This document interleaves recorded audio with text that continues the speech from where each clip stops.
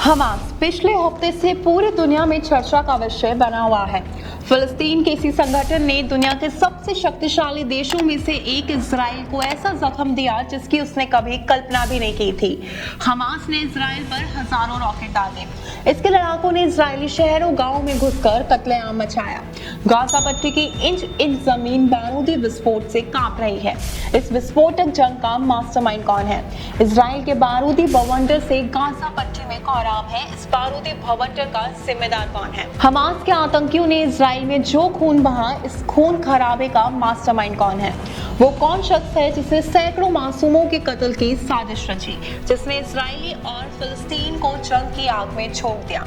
इन सभी सवालों का जवाब है एक नाम, मोहम्मद दाइफ। नमस्ते, मैं मुस्कान खन्ना। आप देखना शुरू कर चुके हैं ट्रायंगल्स मीडिया का स्पेशल शो दुनिया के दिल से। मोहम्मद दाइफ मिलिटेंट ग्रुप हमास की सबसे खूंखार ब्रिगेड अल कासिम का चीफ है। दाइफ ने इजराइल के खिलाफ हमास के ऑपरेशन अल अक्सा फ्लड की प्लानिंग की। उसने आतंकियों को चुन चुनकर ट्रेनिंग दी, दहशतगर्दों को हथियार मुहैया कराए और इजराइल के निर्दोष नागरिकों का खून बहा। इजराइल पर हमले के बाद मोहम्मद दाइफ ने कहा, आज अल अक्सा का गुस्सा हमारे लोगों और राष्ट्र का गुस्सा फूट रहा है। हमारे लड़ाके आज इजराइल को अपराध की सजा दे रहे हैं। इजराइल को ये समझाने का दिन है कि उसका समय समाप्त हो गया है। ऑडियो जारी कर दाइफ ने अपनी नफरत का इजहार किया और बता दिया कि आज गाजा पट्टी में जो हो रहा है वो उसकी नफरत वाली साजिश का ही नतीजा है।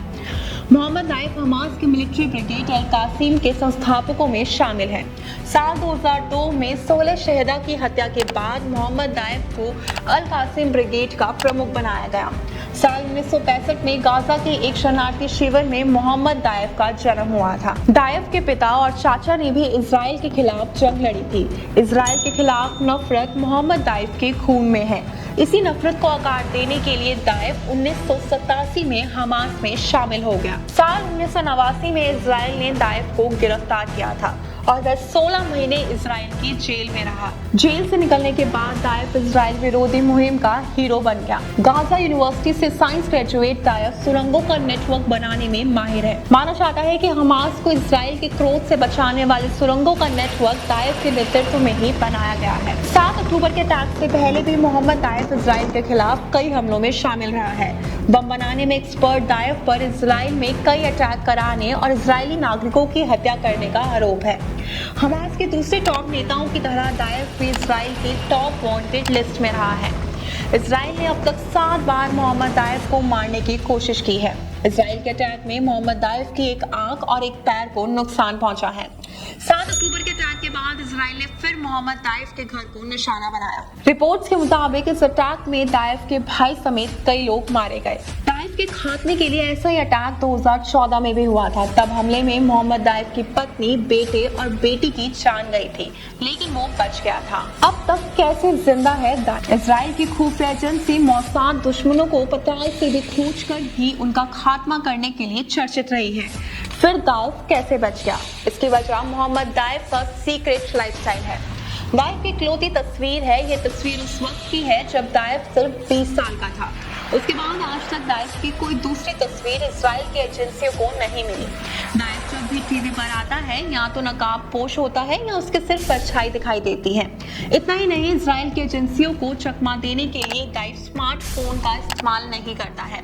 सिर्फ हमास के टॉप कमांडर से मिलता है। दाइफ लोगों के बीच नहीं जाता है। सिर्फ रिकॉर्डेड भाषणों के जरिए ही उसकी बात लोगों तक पहुंचती है। दाइफ का ठिकाना गाजा में इंतलेफ के नीचे हमास के लिए बेहद सुरक्षित सुरंगों में है। वहीं से वह कुछ भरोसेमंद लड़ाकों के साथ मिलकर आतंकी वारदातों को अंजाम देता है। बताया जा रहा है कि 7 अक्टूबर को इजराइल पर हुए अटैक की प्लानिंग भी दाइफ ने हमास के दूसरे कमांडर याह्या सिनवार के साथ मिलकर रची थी। हमले को अंजाम देने के लिए चुने गए आतंकियों की पूरी ट्रेनिंग मोहम्मद दाइफ की देख रेख में हुई थी। दाइफ साल 2021 से ही इजराइल पर खूनी अटैक की तैयारी कर रहा था। मई 2021 में इजराइल के सुरक्षाकर्मी अल अक्सा मस्जिद में घुसे थे।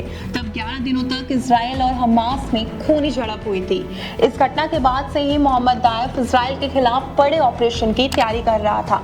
करीब 1.5 साल की ट्रेनिंग के बाद 7 अक्टूबर को मोहम्मद दाइफ के दहशतगर्दों ने इजराइल में जो खून बहा उसे दुनिया ने देखा। अब इजराइल की एजेंसियां दाइफ की तलाश में हैं, लेकिन इजराइल का ये अदृश्य दुश्मन इस वक्त किस सुरंग में बैठकर खून खराबे की कौन सी साजिश रच रहा है, ये किसी को नहीं पता है। दोस्तों, अगर आपको हमारा वीडियो पसंद आया हो तो इसमें दोस्तों के साथ भी जरूर शेयर करें, और अगर आपके मन में कोई सवाल है तो इसे कमेंट में लिखकर हमें जरूर बताएं। आपसे जल्दी मुलाकात होगी एक नए टॉपिक पर, एक नए वीडियो के साथ। देखते रहिए ट्रायंगल्स मीडिया। धन्यवाद।